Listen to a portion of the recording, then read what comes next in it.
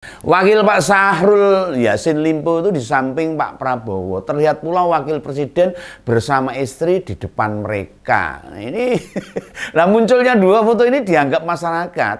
Bantahan Pak Prabowo tidak mengenal Wamintan jadi pertanyaan.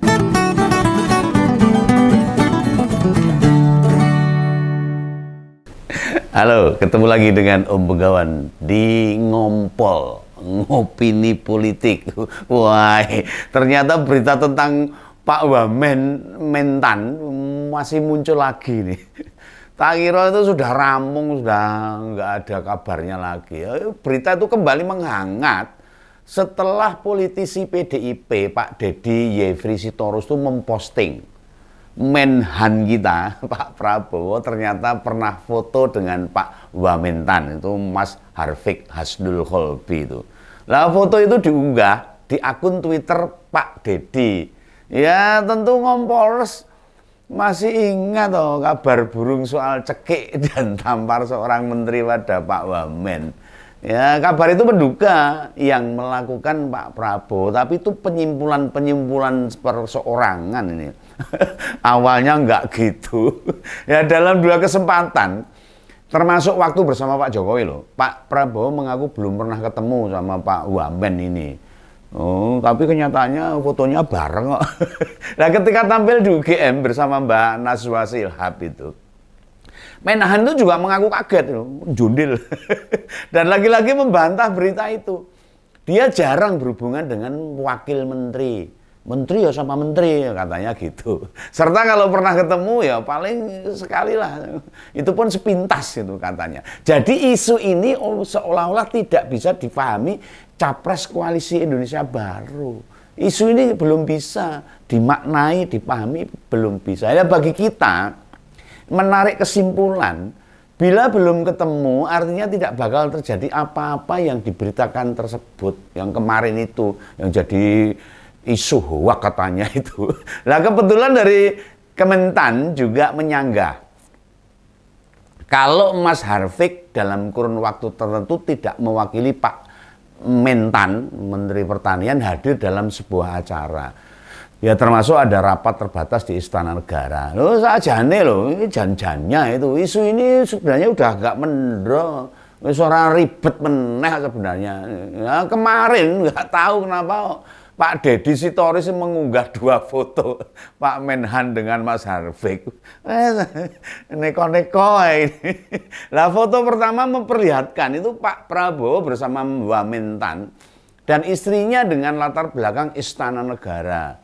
Nah, foto kedua waktu Mas Harfiq jadi penyambut tamu acara pernikahan putri Pak Bambang Susatyo. Nah, di foto-foto kedua itu, wakil Pak Syahrul Yassin Limpo itu di samping Pak Prabowo. Terlihat pula wakil presiden bersama istri di depan mereka. Ini, nah munculnya dua foto ini dianggap masyarakat. Bantahan Pak Prabowo tidak mengenal Wamintan jadi pertanyaan. Nah ya, masyarakat kan punya kesimpulan sendiri. Oh, jenenge wong akeh kok. Kalau ngerasani ya macam-macam menurut pendapat mereka masing-masing. Tapi bisa pula loh, memang tidak mengenal bendera, ya bisa itu. Bisa. Pak Prabowo nggak kenal sama wakil menteri Mas Harfiq, ya bisa. Namanya pejabat publik. Kan sering diajak foto bareng loh, fannya banyak gitu loh. Belum lagi Pak Prabowo jadi pejabat sudah sejak tahun 90-an loh. Wah, wes ngetop, ngetren. Keren. Ngetren. Usia juga sudah lansia, udah umur. Bila lupa kita semua ya sangat-sangat maklum. Lalen itu kalau bahasa nyuwun sewu, bahasanya itu sudah mulai pikun, yaitu kita harus memahami. Lah ya empuh ini.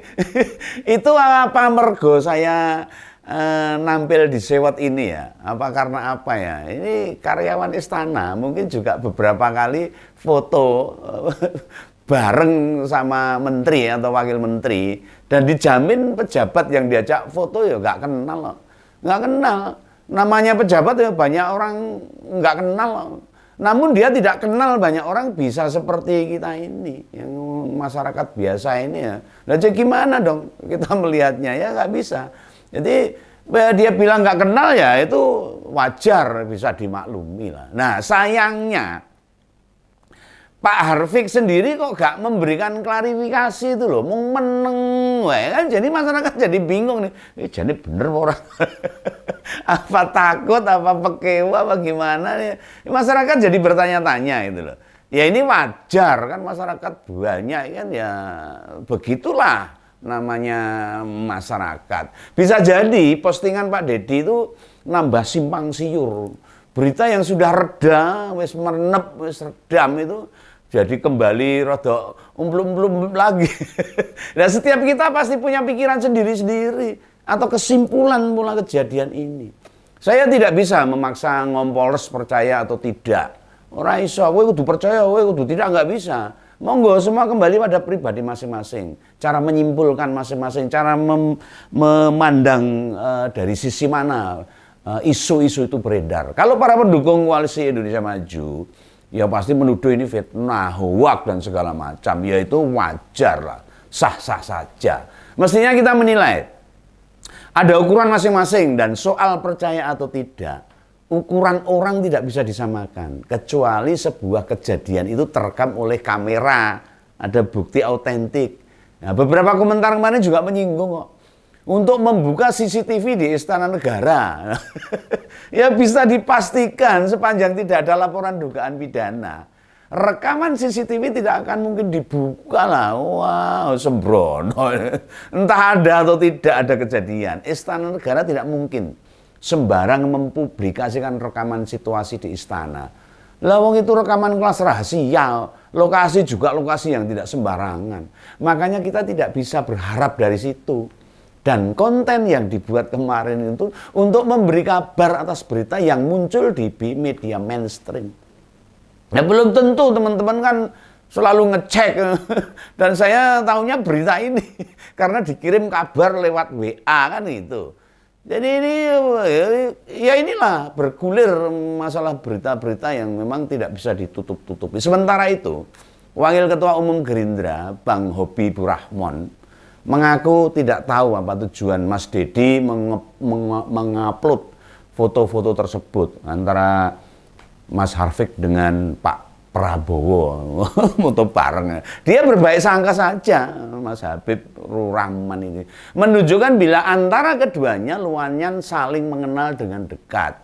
Akrab gitu loh. Mungkin Bang Habibur Rahman pengen bilang, ini kalau saling kenal dan akrab otomatis tidak ada namanya kejadian kekerasan, cekik, dan tampar. Ya, ini menunjukkan seperti itu. Seperti yang didengar masyarakat. Malah kata Bang Habibur Rahman loh, Pak Deddy Sitorus itu orang yang baik kok. Wah, baik. Makanya foto itu ditunjukkan ke publik supaya masyarakat lebih paham. Gitu, Pak Prabowo itu ya kenal baik dengan Mas Harfiq dan pernah ketemu berapa kali.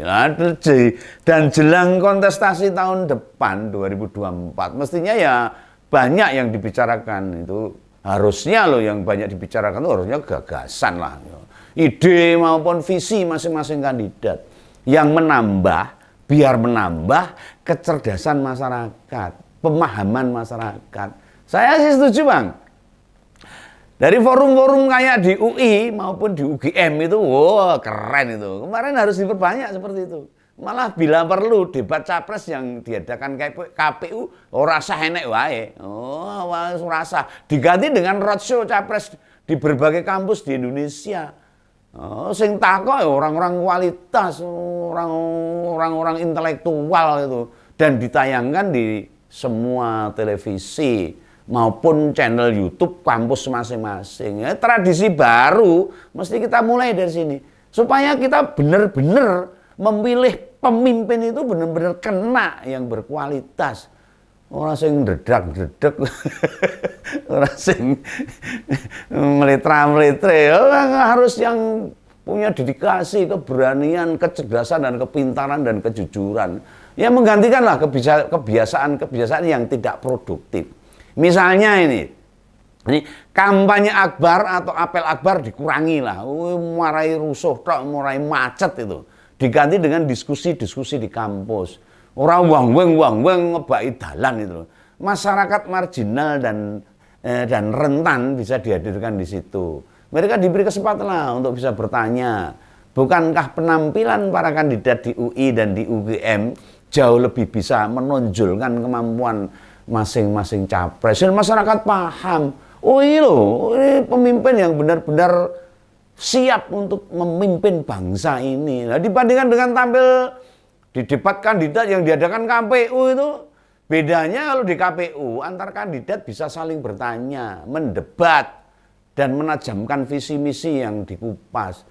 Walaupun tidak ada debat antara kandidat, penampilan para kontestan menarik minat publik. Bayangkan loh, dalam 3 hari viewers tayangan di channel Mbak Nana sudah 6 juta lebih. Hebat nggak itu?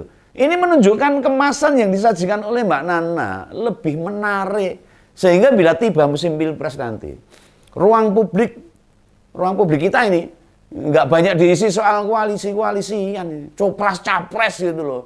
Manuver-manuver mereka, pengkhianatan, bolak-balik para relawan yang wirawiri, siapa kemana dan sejenisnya. Apalagi ada yang kayak begini, ada yang tampak cekek. Berita-berita seperti itu nggak usah ada, kan lebih gak mutu lagi loh. Gitu aja teman-teman. Selamat berakhir pekan, malam mingguan.